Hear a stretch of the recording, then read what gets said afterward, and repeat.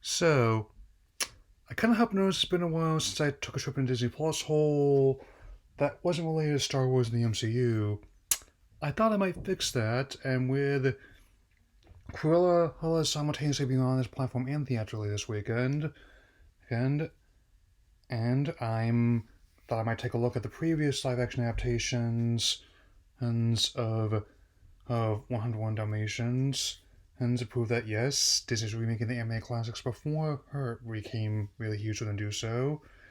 So I thought I would take a look back at both the previous as 101 Dalmatian adaptations, so let's open them up.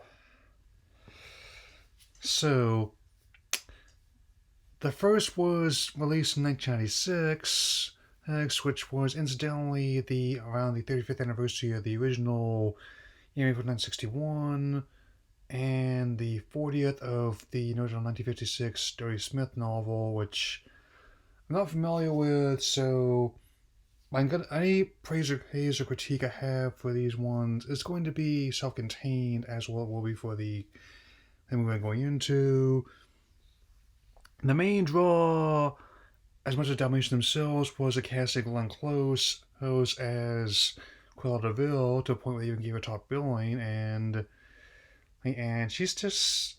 she embodies the role quite well. I mean, like, even though she may not be my favorite Disney villain, she's definitely on the list.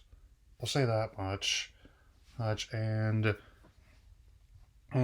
other cast members actually fit surprisingly well, which included in this film Jeff Daniels as Roger and Jolie Richardson as Anita. I mean, which and also made some fairly good use of the location in London. They actually got some good shots of the not just the city but also the countryside and surrounding areas. I mean, it's a very picturesque place. He used to make something. I'll definitely tell you that much.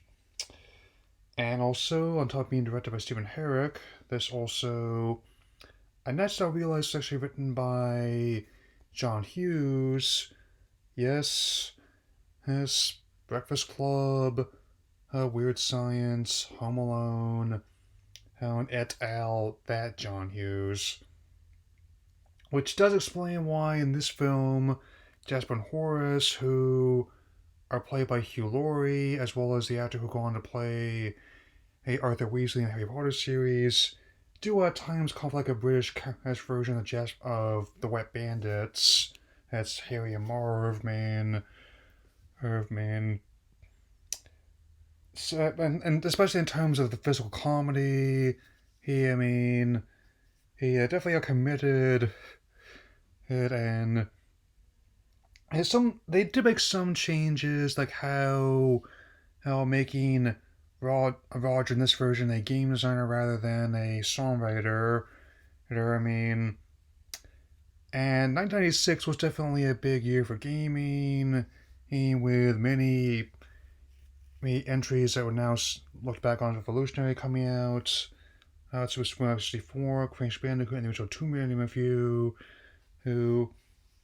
and definitely very interesting to see the animated portions of the game they're working on with the Dalmatians. And even though some of the CG effects have aged a bit, like the CG dogs when they're in the well trying to escape Quello's compound, and the animal actors definitely are giving it their all. I mean, especially in the whole denouement where they're trying to escape Cruella's compound in the countryside, main, right? And even though it's not quite, it wasn't quite as big a hit as some of the more recent ones have been, it still made a respectable $328 million worldwide on a $75 million budget, which naturally meant a sequel was going to be a possibility. 4 years later, we got the release of the sequel 102 Dalmatians, probably enough. We, I mean, Well, I was expecting that they would recast some of the people, all barring in close itself as Cruella. What happened instead is that we got new characters. Who's we have social worker Chloe, played by Alice Evan, as well as a animal refuge who's worker Kevin, played by Ian Grufford, and as what I'm hearing about one of Cruella's partners in crime in the new movies lifestyle, doesn't bother me given how there's precedent for it, like given how teaming with fashion model Jean-Pierre Lapilt, played by Gerard Depardieu. I apologize to Monsieur Gerard if I'm pronouncing that wrong. I mean, it's not like it's uncommon in this industry. Isn't that right? It's hey, designer in America's Next Top Model, Judge Tim Gunn.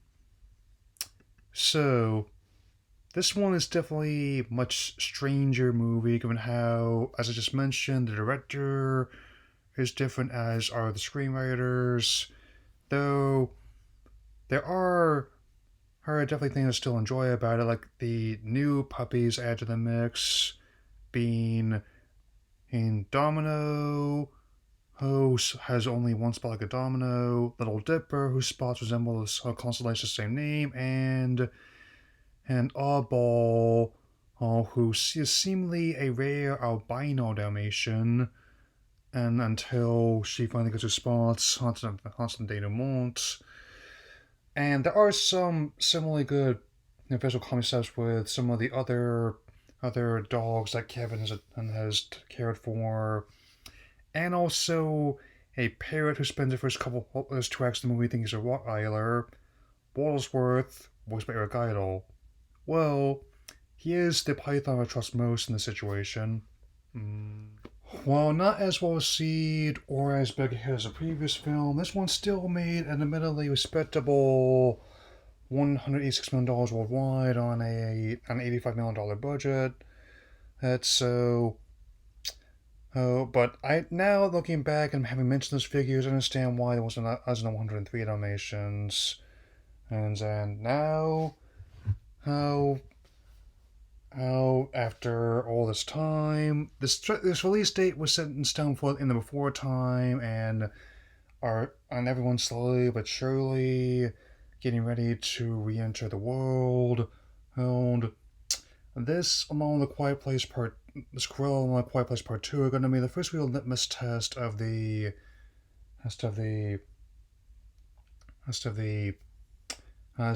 what I'm going to be referring to as the after times. So I'll definitely let you know what I think tomorrow, and I might do a spoiler review. This is going to be spoiler free. Tomorrow I might do a spoiler review. Once the paywall comes down in August, I might not. We shall see. But I will definitely be back with you all tomorrow for my look at Disney's Cruella. That'll be all for now. Take care.